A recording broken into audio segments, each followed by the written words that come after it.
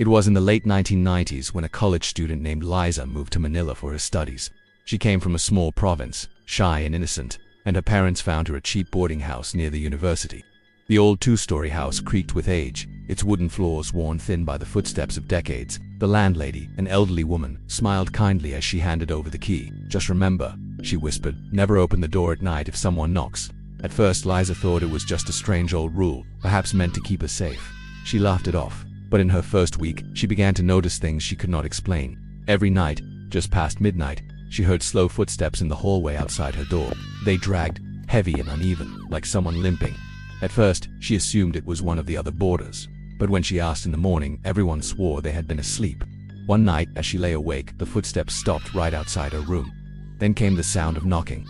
3 times, hollow, slow, cold. She held her breath, remembering the landlady's words, "Never open the door."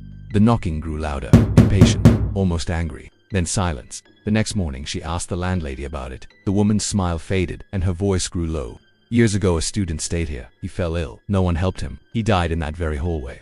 Since then, his spirit knocks, begging to be let inside." Liza's blood ran cold. She wanted to leave, but she couldn't afford another place. Another week passed. The knocking returned every night, always at the same time. Sometimes she thought she heard whispering, faint and desperate, calling her name Liza. Liza, one stormy night, her fear overcame her, heart pounding. She crept toward the door as the knocking began again. She placed her hand on the knob.